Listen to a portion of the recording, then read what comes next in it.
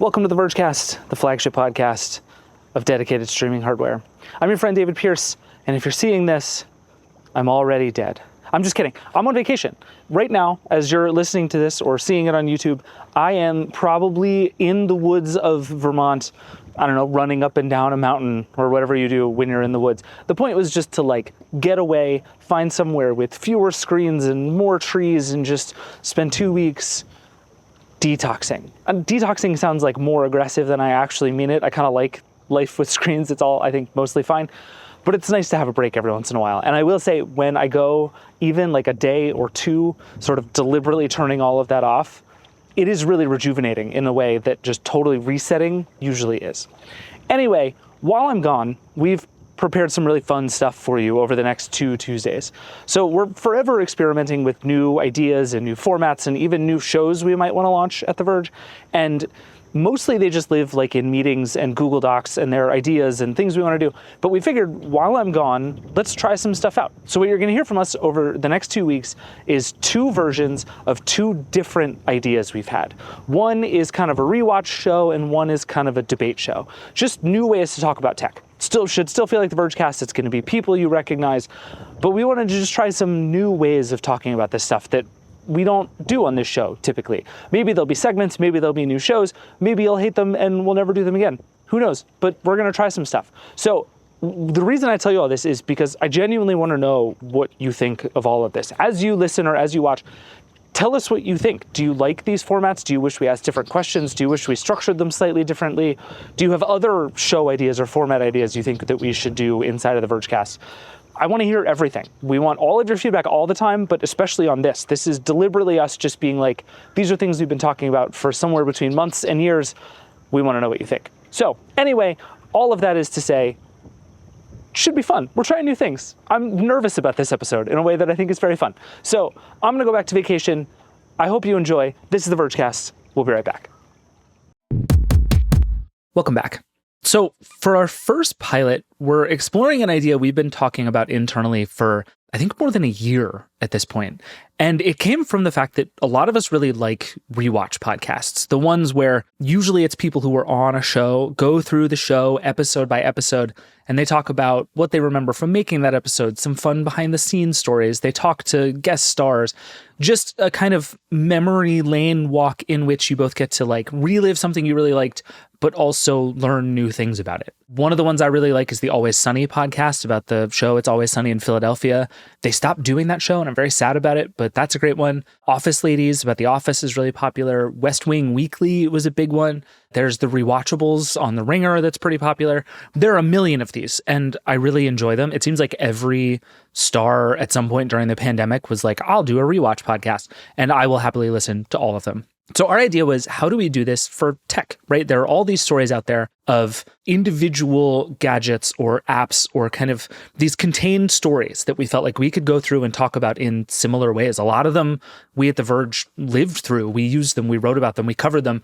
And there are lots of stories that we have from those days that are just fun to talk about again. Plus, it's a good way to kind of go back in history and talk about how we got here, right? There's a lot of good ways to talk about the history of the tech industry, but doing it kind of one gadget and device and app at a time felt like a really fun way to do it. So we've been kicking around this format for a long time. I've been kind of borrowing and stealing things from other rewatch podcasts that I really like. And we've put together something, we're calling it Version History. I don't know if that's actually the name. I don't know if this is a good idea at all, but we've recorded a couple of them now and it's been really fun. So I hope you enjoy them as much as we did. The first one is about the very, very, very first Roku. Here goes.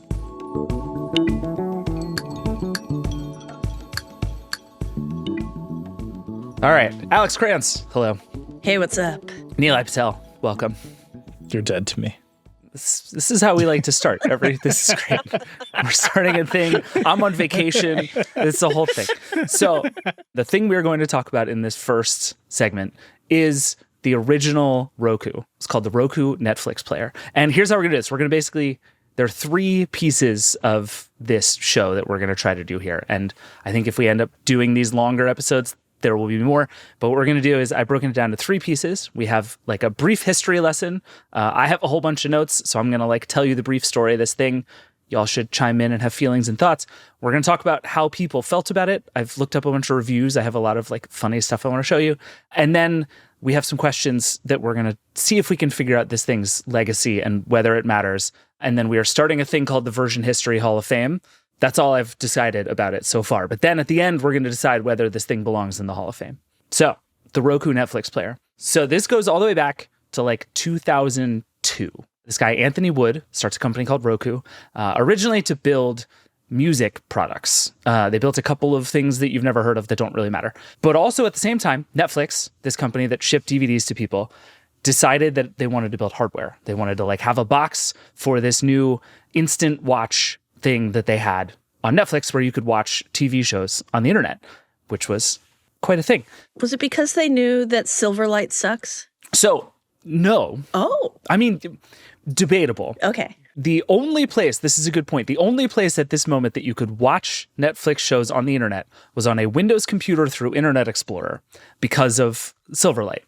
There was a lot of enthusiasm about Silverlight coming to other platforms, which is a very funny thing to read about all these years later. I think we need to stop and remind our audience that Silverlight was Microsoft's competitor to Adobe Flash, and that Adobe Flash was Adobe's ill-fated media platform for the web where you had plugins in your browser and you could run entire games and applications, but inside like Adobe's weird framework. I'm only saying this because we have an audience that is young, and this was a thing that happened to all, like it was just made to happen to us. Yeah. We had no choice in the matter. And there was a time that Flash was considered like very good. Yeah. And Silverlight was kind of a would-be competitor to Flash. Would be is very accurate. Yeah.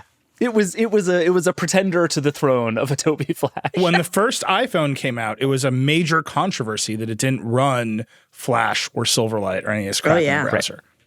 That's where we are. We're many, many, many years away from this. I'm just pointing out that at the time, Netflix was like, we're betting on not Flash, which was in itself bananas, but like the whole web was built on these like weird plugins. Yes. No, that's right. That is good context. So at some point in this process, Anthony Wood meets Reed Hastings, the CEO of Netflix, at a conference. And this is where there is some disagreement on the history, but I believe the actual correct answer is that Anthony Wood convinces Reed Hastings to partner with his company Roku to build a player for Netflix. Anthony Wood was not a Netflix employee. He was kind of a Netflix employee, but he was like a contractor who was hired to work there. Roku was always a separate company. This is the thing a lot of people get wrong in retrospect. Roku did not spin out of Netflix. Roku was its own thing that worked with Netflix. But anyway, they start building this thing called Project Griffin. That is basically going to be a box through which you can play Netflix on your television.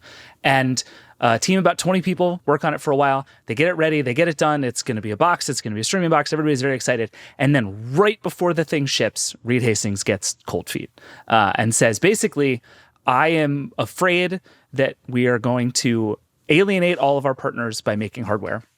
And that if they make a Netflix box, they are going to lose all of these other companies that they want to work with to put Netflix on all the screens everywhere. They had made other partnerships. They were talking to Apple and lots of others about putting Netflix on other devices and thought if they made their own, they would piss people off. So instead, they basically give this project back to Roku. And they gave them some people, some patents, all the work they had done so far. And in return, got, I think it was 15% of Roku, which, spoiler alert, they sold and should have held onto for a very long time. Netflix does not have diamond hands. No, not in that case, certainly. So then in March of 2008, the Roku Internet Player gets launched. And again, just to give you a sense of timing there, at that time, Netflix had just reported that it had 8 million subscribers. Most people were on DVDs. Again, the only way you could stream Netflix at the time was on a Windows PC through Internet Explorer. Nothing did unlimited streaming like this. It like wasn't a thing that you could do. The whole watch instantly thing on Netflix, brand new, very exciting. Nilay, you'll appreciate this particularly. I wrote down the list of ports that the Roku Netflix player had. It had an HDMI port. It had component ports. It had composite ports. It had an Ethernet jack. It had S-video, and it had optical ports. Yeah, everything. We call that. Yeah, that's the full port. S-video is you're like, I'm not interested in quality, but I want to pretend that I am. Yeah. So it cost $99. Do either of you have memories of the first ever Netflix box? I do. As big streaming nerds, Nilay, you were at Engadget like chronicling this stuff. There was a lot of Engadget stuff back then. Yeah. AOL has since deleted those posts from the internet. I went looking for them. They're gone. But we wrote a lot about this device because it was, like you said, the first mainstream streaming device. Netflix's catalog was really small, so there's a lot of jokes about what you could not watch on it. But it was like obvious that gadget nerds would love this thing. And then the fury about it was that it was only 480i, which really explains that S-video port. Yes. Right? Like this thing could stream in interlaced SD. So they were trying very hard to conserve bandwidth. In an early preview of don't ever bet on someone to issue a software update, they kept telling us that it also supported 1080i. And they alluded to maybe doing more than just stereo sound, too. There were lots of big ideas about like, oh, this box is very powerful. It'll do lots of other stuff. Yeah. And then those software updates never came, and I became the jaded monster that I am now. But the idea was so sound. And then the question was, do you want a single appliance for a single app, right? That only has Netflix's catalog. Can Netflix make its catalog big enough? And you kind of just like immediately got into all of the streaming questions from this one little box that had a tiny catalog that streamed in 40i and was a little glitchy.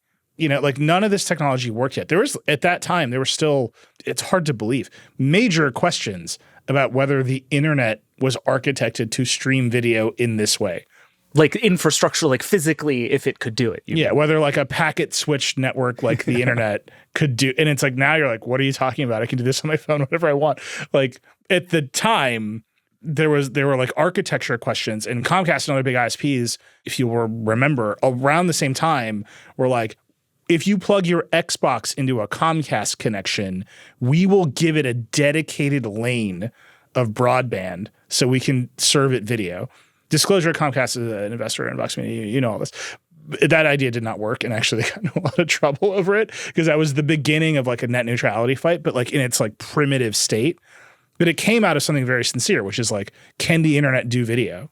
And the Netflix box was the first thing that was like, we will just stream video to you. We will figure this out. Krantz, did you have one of these? Do you remember this thing coming out? No, I didn't have one because it didn't run Plex. I really wanted to be super into Netflix streaming at the time, but I only had Macs and the Windows Silverlight thing. So I was like, F this noise. I'm going full Plex. And it couldn't run Plex. So I was like, why do I need that? I honestly thought that was a bit. Plex has been around that long? Yeah, I've been on Plex since like 2008. That's nuts. It was originally, it's a spinoff of Xbox Media Center, XBMC. Wow. So this is how old all this stuff is. Like those are the days. Yeah. I appreciate that you skipped right past let's find the like useful way and went straight to just pirated chaos. I love this for you. Look, the useful way came later than the pirated chaos. Useful way was like so far behind everybody else. Yeah, and I'm glad you were also early to the let me get a movie on Netflix, rip it to my computer, and then ship it back to Netflix, because that was like the single best use of Netflix that existed. It ruled. So Nilay, you mentioned some of these things, but I went back through a bunch of the reviews of this thing, which are very funny. I would say the thing people liked most was how easy it was to set up. You could just plug it in to whatever TV you had and log into Netflix. It did the code thing where you would like log in on Netflix's website and enter a code and it would connect that way, which was way ahead of its time. People were very annoyed by typing in their Wi-Fi password on a like 5-arrow cursor, which still annoying. So kudos to everybody for figuring that out. I just want to point out it's been like 20 years and no one has better ideas. That is still the best interface we have. It's ridiculous. But the two things that annoyed people were, one, as you said, Nilay, the selection. And this was at the time Netflix said it had about 100,000 things that you could get, which is much larger than the Netflix library today. Most of that stuff was on DVDs. And the streaming stuff was only about 10,000 titles. And that included like individual episodes of TV shows. I have a quote from CNET, which I very much enjoyed, that said, March of the Penguins is the only movie in the top 100 that's available for streaming. And it's also only one of 4 streamable documentaries. There was 30 Rock. There was The Office. So like I would have been fine. But for the most part, people were unhappy about it. One thing I very much enjoyed, people were psyched that it only took about a minute to load a video. This was like a win. Was when you press play, it only took about a minute to start playing. And this was back in the buffering days when you would just sit and like wait for Netflix to chug its way through. it is impossible for me to remember when that would have felt fast to the point where now it's like I would turn off my television and be like, something is broken. I mean, think about back then, people having megabit internet connections was still like, it wasn't unusual, but it was rare enough, right, that you couldn't just count on it. Like, I graduated from law school in 2006 with a megabit internet connection, and I was like, yeah. That was that moment. Like, bandwidth was not a thing, and Netflix was trying to cram this device into an internet that was just not ready for it. Yeah, there were a bunch of people talking about their internet speeds in their reviews, and a bunch of folks were like, oh yeah, I have a 1 megabit per second connection and it does fine, and then somebody's like, I have a 2.2 megabits per second connection and it's sick. It's like fast as hell, guys. You don't even know. Which I loved. Again, for our young audience, a megabit is a unit of bandwidth that is much smaller. Imagine if your current internet connection was 1,000th the speed that it currently is. That's what we're talking about. And also, the thing that Netflix did to make this thing work was it was just a player. You couldn't search at the beginning. You couldn't find stuff. You couldn't browse. You would put things in your queue on Netflix.com, and then you would go to the player and you could browse through your queue and pick stuff to watch. You had 2 different queues. This is a thing I had forgotten. You had a DVD queue and you had a streaming queue. And that was true for like years. And I had completely forgotten that was the case. And you had to like manage what you were getting when, and you could stream some stuff and you could DVD some stuff. And it was insane chaos. And I don't miss that one tiny little bit. Well, you have to remember the entire Netflix paradigm was queues. Right. Right. So they had this like weird problem where stuff that is very familiar to us now, like discovery and algorithmic recommendations and blah, blah, blah, like didn't exist. Because the entire Netflix model was we're gonna mail you some DVDs, you're gonna mail them back, and we'll mail you the next ones. So even though they had recommendations, Netflix famously had a challenge to develop a better recommendation algorithm. The model that they were still using was you're gonna put physical movies in a queue, like discs in a queue to be mailed to you. And I think they didn't want to break that right away. I thought it was a really good way of like, that was still at a time where we hadn't fully like comprehended how instantaneous media could arrive in our lives, right? Like even music at the time was like, wow, you can just download this off of iTunes. It was a big deal. And so them saying, hey, you can get a whole movie. It felt like this big magical moment, but also getting drunk and then waking up the next morning and being like, what did I add to my queue? Best feeling in the world. Incredible feeling when you're in college. Kranz, I really like imagining you like coming home from the bars at 2:30 in the morning and be like, let's Netflix queue, baby. Like, it was the frat houses because we didn't have bars, but yes. Okay, that's good. All right, well, we are time constrained here, so let's just jump. These are some of the questions we're going to ask for every single one of these as we go. The first one is, what was the best thing in retrospect about this thing? To me, it's just that it was a box for streaming, right? Like I feel like that's just the whole. Nilay really wants it to be the S-Video port. I can like see it in your face. I'm going to give you like a really esoteric answer to this. Please. It made a Roku. Like, okay. We've talked to Anthony Wood on this show many times over the years. That company just has re-architected how TVs work. Like fundamentally, the modern TV ecosystem, every version of it looks like Roku's plan. Yeah. And they started with this silly Netflix app, but they knew what they were making was the cable box of the future. They knew it from the beginning. Yeah. That this thing would be the cable box. They would give them away for as cheap as they could, and they would charge fees like the App Store models to all of the apps that were on the thing, and they would just come to dominate. And I think that has like in some ways made the TV world a lot weirder.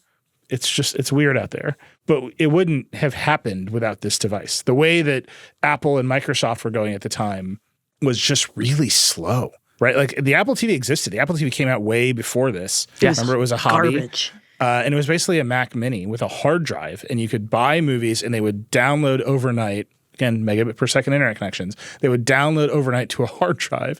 Microsoft was doing Windows Media Center. They've been doing it for almost a decade at this point.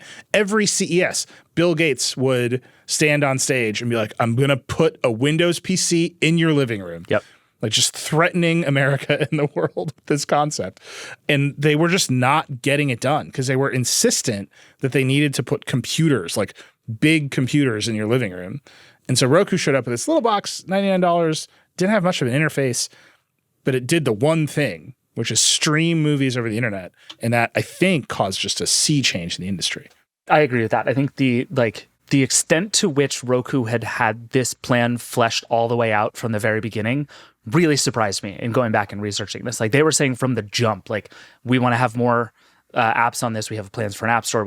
They saw the whole thing and like pulled it off in a surprisingly coherent way over time. And go back. I would just tell the audience, go back, look at the very first Apple TV, which was a Mac Mini. It had an Intel processor and a hard drive. Yep. Yeah. Like, they were just way off in the weeds on that thing. One of the knocks on some of the reviews for this thing was that you couldn't rent or buy movies, which is a very funny knock in retrospect. Like, being mad at Netflix for not letting you rent movies is not a thing you hear so much anymore. What was the worst thing about this thing? Oh, I mean, it was a piece of junk. Like, It wasn't very good. Yeah, like it only ran Netflix. So good it existed, bad everything else about it. yeah, I said the thing about not believing in software updates coming, or like not reviewing potential. This was like all of that is wrapped up in there, right? We never review a product based on its potential. This thing, like this device, you're like, oh man, the next one's gonna be great. This one, on the other hand, that's a real mess, right? But the next one was great. Like, the next Rokus were exceptional. They got there. It took a long time for Roku to figure out. And even now, the Roku product line is like, what are you doing? Series 2, they said, yeah, you can do Plex. And that was it for me. That was it. I was like, Roku is elite. Nothing else matters. Yeah, the pendulum of Roku was that it got way, way better, and then it got way, way worse. And I don't think it's good now, but it was good for a long time. I feel like we've talked a lot about bandwidth on this episode, and it is really hard to remember a time when people's ideas were constrained by bandwidth. And so you could see, like, you're like, oh, this is how it should work. I should select a movie and it should start playing.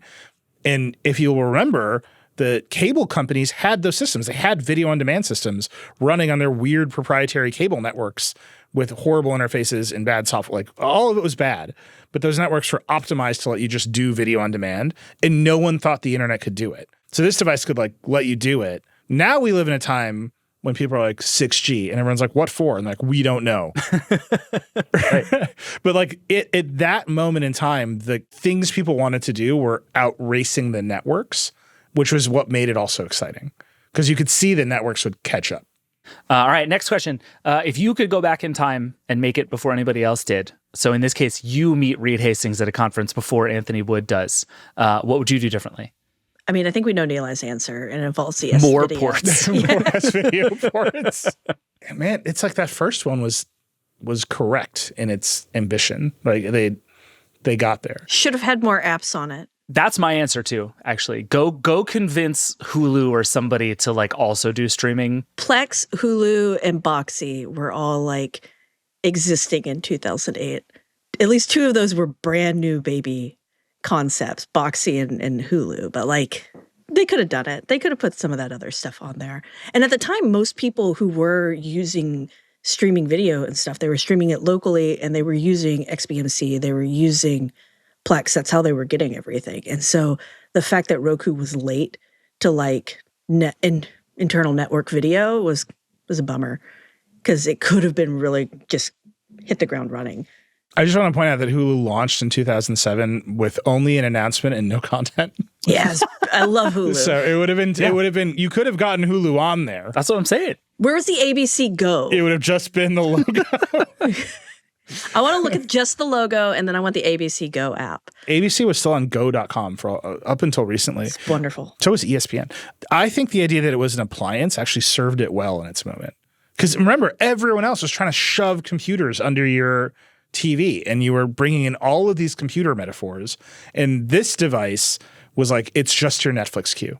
It's just delivered here instead of in your mailbox. And there was a simplicity to it that made people think about it differently. The thing I would have changed is I would have gotten Netflix to spend more money to put at least a couple hit movies on there. because every review basically ended with there's nothing to watch. Like, this is the future where there's nothing to watch. And I think the big change would have been, hey, like, let's find the money to get one blockbuster movie on here so that people have something to watch and like they're excited about it. Oh, the studios were terrified at that time, though. They would have said absolutely not. They didn't want any of their stuff streaming that way because they thought it was going to be like the end of how they make money. And it was. Yeah. To be clear. they were right. They were correct. 100% correct. Yeah. But yeah, it's an interesting. Well, and the next question is actually, is there an alternate timeline in which this thing was even more successful? Like, what parallel universe makes the Netflix player an even bigger hit? And I think that's the one where Netflix starts spending on original content slightly quicker. Right. The thing that made Netflix streaming work was years later. Yeah. Right. This is like I can't help but think about this timeline in terms of gadget blogs. 2008 was Engadget. Netflix launched this House of Cards. We were at the Verge. Yeah. Right. And that's like years later. And that was the turn. Like, just fully the turn into, okay, now these devices have their own content. And Netflix knew it. The movie studios did not want to give them the content. The TV studios did, which is how you end up with The Office and Suits and all this other stuff happening. But that was the thing they were missing. And eventually they just spent the money to figure it out by owning it directly. All right, couple more questions, then we'll get out of here. Could you reboot this in 2024? I think the answer is no. I think like a Netflix-specific thing has no place in 2024. What if it's like as an add-on for the Apple TV and all the other ones where Netflix refuses to have its continued watching in their apps? Oh, that's interesting. I mean, but like, is there something to, I want to turn on my TV and the very first thing that appears is just Netflix? Like, skip the home screen, just give me Netflix? I kind of think no. No, yeah, I think we're past that point. That would have been great in 2020 or 2019, but 2024, nobody wants that. Yeah, that's kind of where I land too. Nilay, what do you think? The content ecosystem is just too fragmented. That's what I think too. Would this thing have been a bigger hit if Apple had made it? Is the next question. No, because they did, and it wasn't a hit. No, but if Apple bad. had made this thing, I don't mean Apple had made its own version. Oh, they had like marketed this thing. Take the Roku player and put Apple's name in front of it. Would it have been a bigger hit? Yes. I think so too. This is 2008. Apple is coming off the iPhone. Things are starting to happen. I think this thing would have been bigger. Wait, how do you, like, this specific device? No way. No? Like, the Apple Netflix player would have been a hit. I absolutely think so. The Steve Jobs Apple does not release this device, as evidenced by the fact that they did not. In this world that I'm creating, the Steve Jobs Apple releases this device. Walt has told the story many times on the show, Walt Mossberg, where he was talking to Steve, and Steve desperately wanted to build a proper cable box. And he went to the cable companies and said, I'm going to build an actual cable box that it runs our software, it looks great, the whole thing. And the cable company said, here's our garbage middleware software to authenticate to our cable networks. You have to put a cable card in your box. And Steve Jobs said, no, like, absolutely not. Like, I'm leaving this category behind and everyone will just hear my literal dying words. I finally cracked it, haunt them for a generation because TVs are garbage now. And it was just because he didn't want to use S-video port, man. No way. Okay. Fair enough. And to be clear, they got all the way to the future of TV as apps with the Apple TV, and they have since walked that back by launching Apple TV Plus and doing the exact thing Netflix had to do, which is making their own content to drive their own services. Yep, 100% agree. I also think it would have been a bigger hit if Apple made it, so I'm with Crayons. And last question before we go, does the Roku Netflix player belong in the Version History Hall of Fame? 100%. No. Crayons, I want to hear you first. Why? Because I think what we've said here, this was where the streaming box came from, right? This is where streaming kind of like started to take off. This was that first big moment. I would argue that the next Roku was the actual moment. See, that's the one I'd put in the Hall of Fame. That's the one you'd put in the Hall of Fame? I just think this one is so important because we wouldn't have that next Roku without it. It's tricky. It's tricky. Nilay, is your argument it's not this one, it's the next one? Yeah, it's the first one that people started buying, right? I mean, that's real. This one was not a huge hit. It was like the opposite. It was like it was like a sketch. It was like they sold a prototype and they realized they had a good idea and then they finished the idea. And that's the one that like actually changed the industry because it moved the way consumer demand was going. Okay. All right. Well, we will rehave this debate when we do that one because that'll be a fun episode too. But for now, I think it stays out of the Hall of Fame. Okay. Also, because this is the first time we've ever done it. If we put the first thing in the Hall of Fame, it just feels like we're on a bad path. Yeah. Then everything's entering the Hall of Fame. Yeah. It's no good. Yeah. It's like, are you going to put Windows Media Center in the No. No, probably not. No. But Microsoft Silverlight, yes. By the way, Microsoft took the deal from the cable companies and shipped Windows PCs with cable card slots in them. Yep. Nightmare. I think the headline in Engadget was nightmare. Feels right. All right. Thank you both for going on this journey with me. We got to take a break, and then we will come back, and we have more pilots for you. We'll be right back.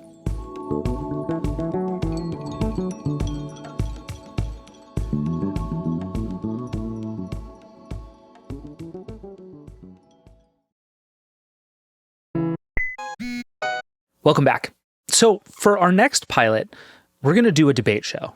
Liam James, our producer, has been wanting to do this like for as long as I've been back at The Verge. He just has this idea of like, okay, what if we basically structure a way for everybody to yell at each other? And this is the kind of thing that we've discovered comes up on the show actually all the time. There are tons of things in tech with one side and then the other. We've had, PlayStation versus Xbox, and we've had Android versus iOS, and we've had debates as weird as like which brand of windshield wiper fluid is the best. The point is, it's just fun to pit things against each other and yell at each other about them. And that's kind of what we do all day at The Verge anyway. So Liam put together a whole structure, a whole thing, and basically set up a very formal, litigious universe in which we can settle once and for all which is better. For the first one, we picked, I would say, one of the things we feel more aggressively contested about right now, which is the software in your car. This is the is CarPlay the future or is it a nightmare debate. Here we go. Good day, I'm Liam James, moderator for today's debate, and my job is to facilitate a debate between today's hosts on the topic of automotive infotainment systems like CarPlay and Android Auto. Today we have Editor-in-Chief Nilay Patel. Welcome, Nilay. Hello. And Editor-at-Large David Pierce. David, welcome to the debate. Thank you. All right. Before we get started, I'd like to share the rules with our audience. So each person will make their case for the Vergecast audience. A virtual coin toss will determine... My opponent is a communist. A virtual coin toss will determine who goes first. We'll have opening statements, and following that, each host will be given 2 minutes to answer my questions with up to an optional 1-minute rebuttal from the opposing host. The questions were not shared in advance with either person. Our hosts may use the internet to confirm factual details, but they use their limited time while doing so. Okay, and with that, let's get to our topic for today. All the way back in June 2013, if you can remember that far back, Apple introduced CarPlay. Actually, they called it iOS in the car, if I remember correctly, originally. It was a standard that enabled in-dash head units in cars to display and control a more modern smartphone-like interface. Not long after, Android introduced their own standard with similar capabilities, but a lot has changed since then. In mid-2024, we asked the question, what is better for consumers? Is it CarPlay, Android Auto, and similar systems, or should the automakers take back control and do this all themselves? All right, we are going to start off by doing a quick virtual coin toss. Technically, you're the visiting team, Nilay, so you get to pick heads or tails. Tails never fails. All right. And it is tails. So, Nilay, would you like to go first, or would you like to go last with your closing statements? I'd like to go last. You'd like to go last. And It's a real defer to the second half move. It's good. Yeah. It's the right call. It's the right call. Defense wins championships, David. okay, great. It will be no surprise to our audience that Nilay will be arguing today for the car makers, and David will be arguing for CarPlay and Android Auto. All right, let's get started with opening statements. David, you're up first. You have up to 2 minutes. My argument is very simple, which is that it's not that you couldn't have very good software built by car makers. It's that you won't. It's that it doesn't exist, it has never existed, and it will never exist. By bringing your phone into the car, what you get is an interface you understand, you get the apps you already have, you get the data that already exists on your device. You don't have to rely on a bunch of car companies who have made decades worth of awful software and now are trying to charge you more subscriptions. They're trying to sell your data. They're trying to own more of the experience, largely based on software stacks that some company, including those car companies, is not going to keep caring about.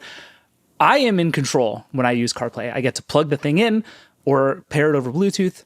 It just works. It is my music app. It's my podcast app. I can use whatever I want for navigation, not whether somebody signed a deal with Waze or Here or whoever. It's my phone. And the car should do car things. The car should keep me alive and get me where I'm going. And everything else should be somebody else's problem. And there is precisely zero evidence to show that car makers can build good software, including the car makers everybody says build good software. Do not build good software. They build good car software. So my thing is, let's let software companies be software companies and let car companies be car companies, and everybody can win. And it's just that simple. And Nilay Patel, your opening statement. My fellow Americans, I come before you with two arguments. Well, three. First, David is a communist. That's important. And we should not agree to his radical communist agenda. Second, no matter what, as long as I've made that point clear, I think that's important. Two, I'm not arguing that car makers are good. I'm arguing that CarPlay in particular is bad. CarPlay has not meaningfully changed in a decade. You can't do something as simple as look at a list of songs while looking at the map in CarPlay. You just can't do it. The idea that Apple will somehow get good at showing you two applications at once on an iOS device is a pipe dream that we've seen fail over and over again with the iPad for a decade now. They're just not going to do it. Your opportunity for CarPlay is limited. And that's fine if, like communist David here, you think the state should limit you to one application at a time in your car. My second point is that cars are getting ever more complicated. And the idea is that cars are not a software experience is silly. I'm not saying they're good at the software now. Even your Teslas, your Rivians, I've been test driving a Rivian for 3 days now. It's not great. I'm not pretending it's great. But things like charging your EV, managing your range, knowing where all the nearby chargers are, combined with autonomous driving, setting a destination on the map and letting the car help you get there. All stuff the car is going to do more and more of. And if you're an Apple fan, you know that integrated solutions are better than the weird Bluetooth fragmentation that David and his commie brethren would foist upon you. Be a true American. Let GM put Android in your car. Vote Patel.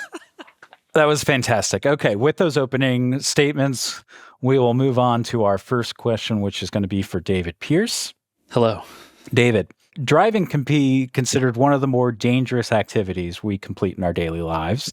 Many people consider the CarPlay and Android Auto interfaces to be less tactile, and more specifically, the removal of buttons inside of modern cars has caused a lot of consternation on the side of older drivers. What do you say to the people that want all the important safety interfaces, things like windshield wipers, climate control for fogged up windows, things that you need to be able to quickly turn on and off in the car, being relegated to touchscreen interfaces? I have 2 points to make, and Liam, thank you for asking that. Very good question. Point number one, this is a bad trend. You always know the person's not sure what they're going to say yet when they compliment the moderator's question. I'm sorry. I'm reclaiming my time from the moderator. This trend is wrong. I am pro buttons. We are pro buttons here on the Vergecast. Buttons are good. We should have more dedicated controls for doing things. That is not the trend that we are on, and neither Apple nor Google caused that trend. This trend towards touch interfaces for everything in cars is, I believe, a bad idea, but it is the one that we are on. And so what I'm arguing is that rather than present you with a giant set of brand new controls every time you get into a vehicle or onto a scooter or anything, that you should have a system that you understand. And that I am now bringing this thing with me instead of basically just being tossed into the deep end of somebody's bad software design every single time I sit down in front of the steering wheel. Would I like to completely change the car industry such that none of this was important and that there was a button that I could just roll the windows down with and I didn't have to guess how to open the handles to get in the freaking car? Yes, of course. But that is not where we are. And so what matters more than ever, actually, is consistency and having some cross-car understanding of where things are and how they work. And there is no better system for that than CarPlay and Android Auto. Wow, that was exactly 2 minutes. Nilay, would you like to rebut that? Spoken like a true communist. Is there a penalty for ad hominem attacks on this? David would have you turn away from the freedom and innovation and liberty of the market to put insane door handles on vehicles and instead have Tim Cook impose a draconian system of weird sliders and that grayscale that they do that doesn't look good even on an OLED display. You know what I'm talking about? It's just not good. It just doesn't look good. As Americans, we should have the freedom to have cars that look cool and operate the windshield wipers in ever more esoteric ways. Automatic, you say? Nay. I will push whatever button I choose to push. Am I a car socialist? I think I might be a car socialist. I never thought about this. David hates liberty. He wants everyone to drive one of those weird Russian cars with the bubble windshields, and all the controls are exactly the same, and you know how to use them because you've been given a car by dictator Pierce over here. I'm saying, what's more American let's than keep the taking to rhetoric. the open road with a variety of buttons and knobs? Let's keep the rhetoric down, gentlemen. Moving on to our next question. Yeah, let's just move the gas pedal. Who even cares? Do whatever you want. It doesn't even matter. Cars are fine. What's the worst that could happen? That's free market, baby. Next question is for you, Nilay. Nilay, you mentioned in your opening statement the problem of having many more capabilities in cars and the inability to show those in ways that allows for multitasking or multi-window interfaces to make this both easier and safer to use. What makes you think automakers are the right people to fix that problem? Again, let me be clear. I'm arguing mostly that CarPlay is bad. I don't think that car makers are the best people to solve these problems. In fact, I think they might be some of the worst. But no one will try to solve the problem if we just give everything to one company. If we just hand over our interfaces to one company with no incentive to do anything other than to get you to buy another iPhone or to sign up for one of their various services. You want to buy a new car that comes with 3 months of free Apple TV Plus? Be my guest. Let it ride. I'm just saying you will never get new ideas in this market if you give up. And David would have us give up to live in his top-down, government-controlled. Emphasis on live, as in remain alive. I'm just saying, we're going to be in it. We're headed towards a future where I believe people would like to both look at the map and pick the next song without having to literally switch apps because the car will be doing more of the work itself. I don't see a pathway from the CarPlay we have today to that future, and I see no indication that Apple's interested in that. I also see a future in which there are more screens in the cars. There are more screens in the car where passengers are doing more things on the screens in the car, and having that all tied to one phone seems a little bonkers. I think you want your car to be as integrated and as functional as your smartphone, and I think it's on car makers to get there. I'm not saying they're going to get there now. But I'm saying I don't want to live in David's weird dystopian nightmare future. The weird dystopian nightmare future you're describing is one in which you know how to use your car. Is that what we're talking about here?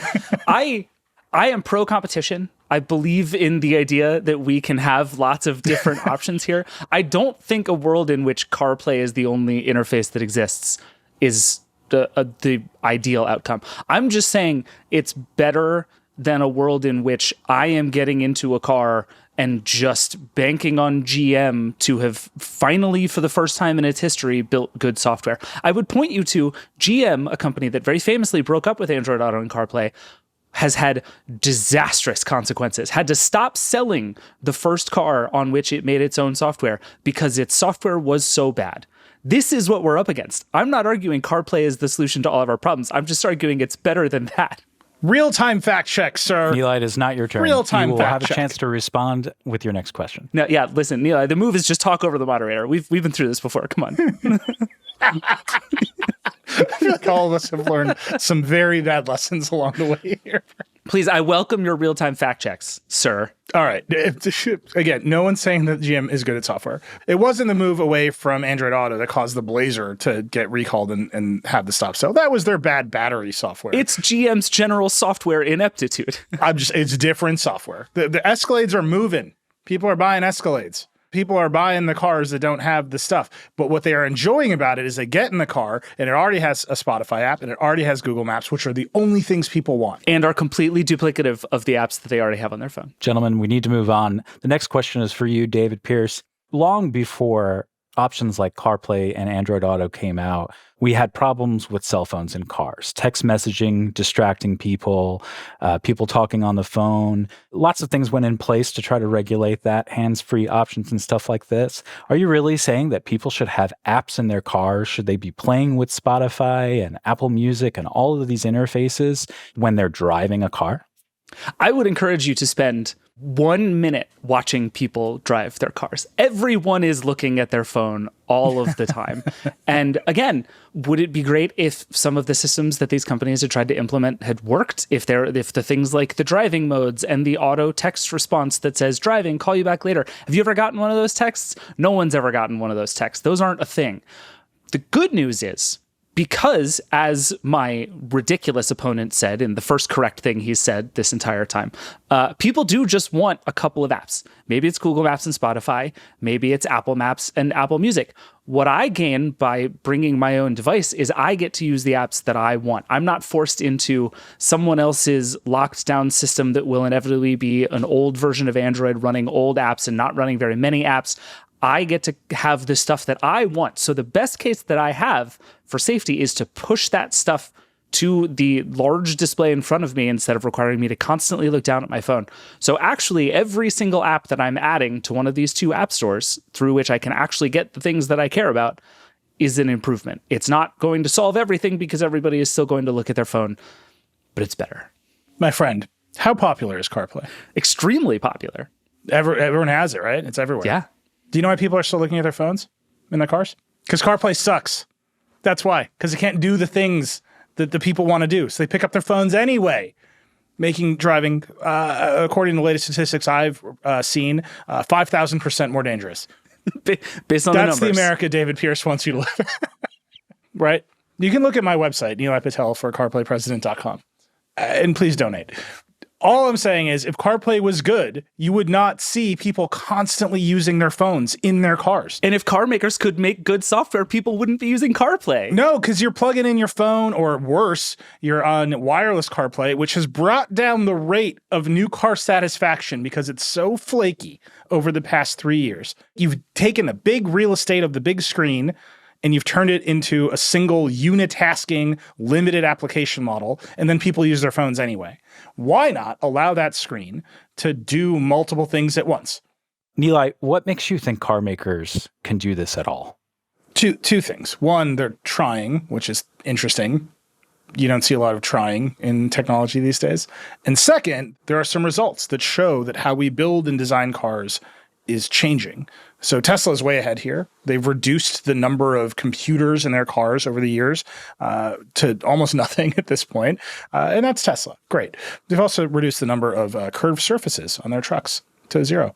And then you look at Rivian, which just updated the R1 platform to something they're calling the zonal architecture. They're combining the multiple sensor arrays and microprocessors and controllers and integrated systems on their cars into big computers in zones of the car that control various functions. That's a big deal. That's literally a rethink of how cars are designed, how they operate, all the functions of a car, all the bits and bobs of Rivian that can be controlled, not only from the touchscreen, but remotely, requires the car to have a computing architecture that can do all the stuff. Then you can put an interface on top of that. Maybe that interface is CarPlay, but you need to do that work, the hardcore computer design integration work across the car to even have the opportunity to do something like introduce cool new features with over-the-air updates. You just have to design the car differently. All the car makers want to do this. So they have the desire, and then there's competition in the market that's pushing them to deliver.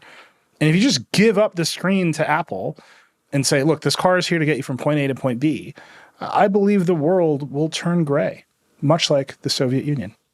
Have you ever seen The Hunt for Red October? It's one of my favorite movies. If they had CarPlay in submarines, it would have solved a lot of problems. I'm just saying.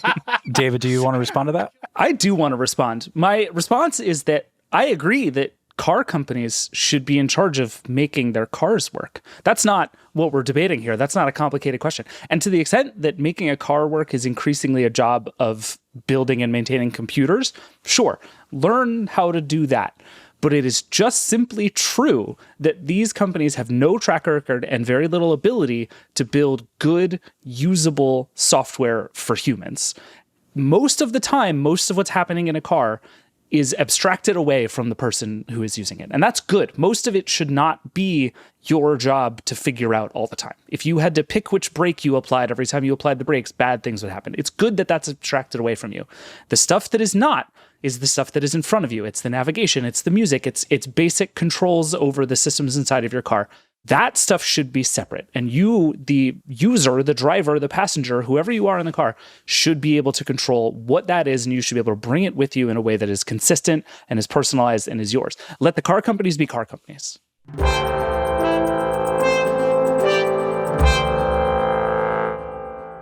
Okay, going to closing statements. David, you're first. Okay, let me describe to you some things that I don't want. I don't want a car that I get in and cannot make any sense of no matter what. I don't want a car that doesn't have my apps. I don't want a car that has my apps but doesn't know anything about me, like where I live or where my office is or any of the places that I like to go. I think of car companies and tech companies as like sports owners. Like, they're very good at business, they make a lot of money, and then they go buy a sports team, and they think because they knew how to run like a mortgage company, they know how to run a sports team, and they'll just do it the same way.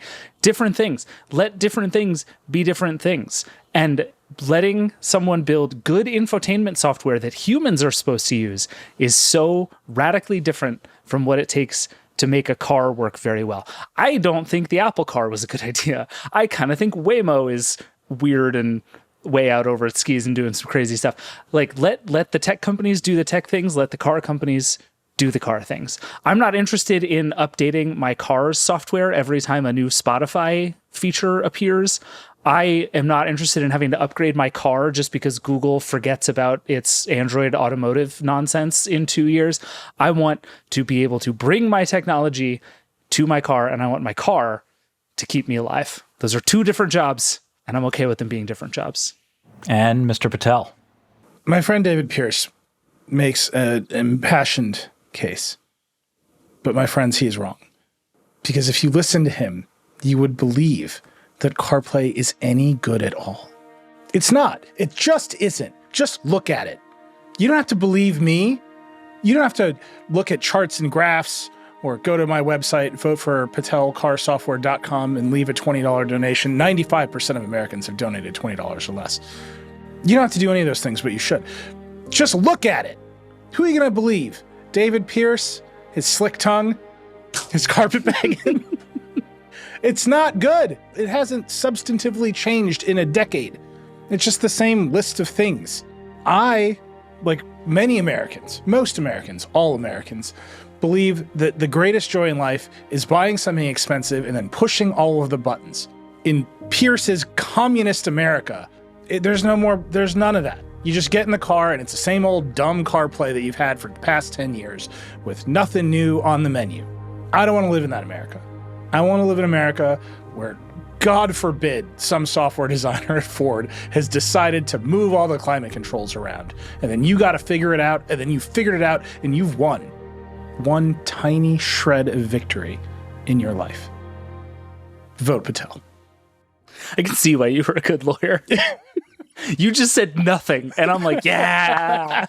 80% how you sound, 20% what you say. That was good. I feel it. You're dead wrong. And CarPlay is, I'm not, no one thinks CarPlay is great. It's just that it's better. And I live in a world where better is enough. I've spent several days with the Rivian. The Rivian maps are better. They're good, but the actual zooming when you drive around with the maps is so deeply confusing because it zooms in on the map as you get closer to a turn, rendering your ability to know when the turn is going to be to nothing. Oh, perfect. It's good, but it's better. But it's better than CarPlay.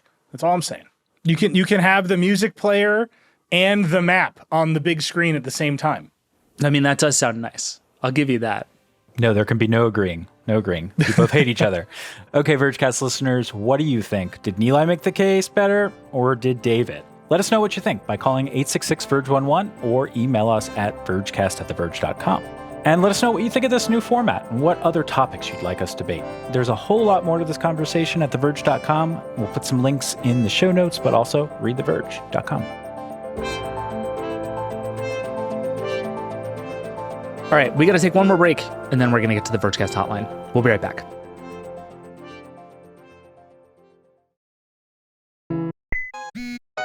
All right, we're back. Let's get to the hotline.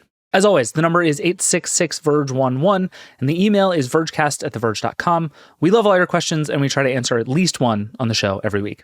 This week, we have a question about something that is unfortunately near and dear to my heart right now as well.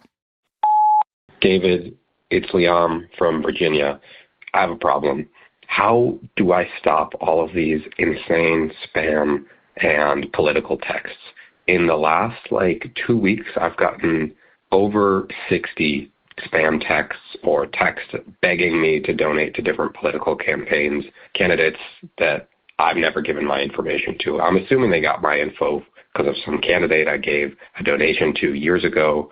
How do I get off these lists? Of course, there's just the regular spam stuff that I get, but it's completely taken over my messages app. I don't want to get a new phone number. I like my phone number. A lot of stuff's tied to it. Is there anything that I can do? I know getting on the do not call list doesn't help with political campaigns. Help me out here. Thanks. Love the show. Okay, so at least for people in the United States, this is a huge and widespread problem. I don't know how big a deal it is in other countries. I've heard a lot about folks getting political spam on WhatsApp and other places, but I just want to talk about the US for right now, because this, in a funny way, is actually maybe more complicated in the United States than most places.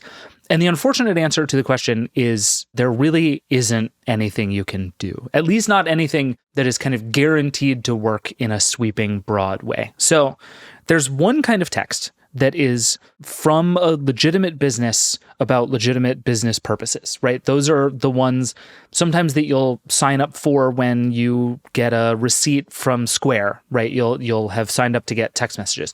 And usually what those things will have is they'll say stop to unsubscribe. And typically you respond stop and it stops, right? Like that is actually a thing that these companies are legally required to do, is stop when you say stop. And there are systems that some carriers have to block that stuff. Like that actually works as a system when it is legitimate. When it's not legitimate, the problem with replying stop to a mass text message is actually what you've done is you've confirmed to whatever spammer is sending that spam text that your number is real and that someone is paying attention to it. And what that essentially gives them is license to keep spamming you. There's no technical reason that they have to stop if you say stop, and they won't. So this is the risk that you're taking, right? If you get a political text, let's say, from an actual campaign run by an actual above-board organization and you reply stop, you'll stop getting it. All it does is stop that one thing, and frankly, the honest truth is your phone number and my phone number have probably been sold 1 million times to 1 million different organizations. So you're forever playing this game of whack-a-mole. There's no just turn off the political text button that you can press, but you can do it one by one. And if you reply stop over and over and over again, the numbers will go down. That's been my experience. Every time I get one that is obviously from a campaign, and usually you can Google the number, by the way, and it will tell you pretty reliably if it is a real number from a real campaign. If it is, and you reply stop, it will go down. Again, whack-a-mole, but it'll work. If you get it wrong and you reply to something that looks like a political text, but is actually a spammer or a scammer of some kind, which is a thing that they do, especially in moments like this, you've just caused yourself extra problems. So really what you have to balance here is, okay, do I want to do the work of verifying every one of these numbers in order to go press the stop button, which just means texting stop, and make them go away? Or is it less work to just frankly ignore the text messages? There are also a couple of things you can do other than replying. One thing you can do is delete it and report it to your carrier, which in theory will tune their systems for detecting spam. So that might make it better for everybody, but it also is, manual labor. Every time you get one of these from a new number, you swipe and you hit delete and report junk, and it goes to Verizon and whoever your carrier is. And that slowly makes things better, but it will not immediately solve all of your problems. There's also things like RoboKiller and other apps that try to intercept some of that stuff. I found that they work-ish. There are a lot of things like that will make things slightly better, but there is no way to just go and say, do not send me political texts. Unfortunately, by the time you get one, that ship has probably sailed. Your number is in some database. Everybody has access to that database. Those databases get sold 1 million times over, and you are forever resigned to getting a lot of politics texts. One thing I've heard from a bunch of people is that if you are getting a lot of these, using the filters, especially on iOS, that will actually filter out messages from unknown numbers can be really handy. If you're getting like an overwhelming number of these, you can go into settings, you can filter unread messages, and it'll just dump those into, it's kind of the equivalent of like the other inbox on Facebook or one of the other like LinkedIn kind of social apps that people you haven't necessarily put into your contacts or declared that you care about get foisted into that other one. I did that for a while, and it turned out I missed a lot of text messages from people who I actually cared about but didn't have their number. Your mileage may vary. So, like I said, there are a lot of half measures here, but I think what I would recommend if you're trying to get this down is Google the phone numbers of ones you're getting a lot to make sure that they're legitimate, and then delete those text messages, reply stop, and report whatever spam and junk you can to your carrier. That helps you and it helps everybody. But be careful, because all it takes is a couple of incorrect responses and all of a sudden you've flagged to whoever sent that message and to whoever owns the database of those numbers and everything else that you are legit and you are paying attention. And when you do that to the wrong people, it can be a problem. The politics texts are only going to get worse. If you have a better idea about how to get rid of them, please let me know. I am all ears, because I am getting just aggressively too many of them right now, and I'm deeply tired of it too. So good luck to all of you out there with your text messages. I hope that helps a little. All right, that is it for the Vergecast today. Thanks to everybody who came on the show. Thank you for listening. Again, we want to hear everything you think about these pilots. We're trying new formats. It's been fun to mess around and see, like, are these things we want to do on the Vergecast every once in a while? Are these entirely new shows we should launch? Let us know everything you're thinking. There's also lots more on all this stuff, our coverage of CarPlay and the Automakers, our coverage of Roku and the streaming wars. All this stuff is all over theverge.com. We'll put some links in the show notes, especially to the stuff that we referenced in a lot of these pilots, but just check out the website. It's a good website. It's a shockingly newsy summer, so keep it locked on theverge.com. And as always, if you have thoughts, questions, feelings, or other streaming gadgets that you think we should make shows about, email us at vergecast@theverge.com or keep calling the hotline, 866-VERGE11. We love hearing from you. I'm on vacation. I'm going to be back in 2 weeks. We're going to have lots more to do because, again, it's a real newsy summer. This show is produced by Andrew Marino, Liam James, and Will Poor. The Vergecast is a Verge production and part of the Vox Media Podcast Network. Nilay and the gang will be back on Friday to talk about, I don't even know, I'm on vacation. Whatever news there is, because there just keeps being news. We'll see you then. Rock and roll.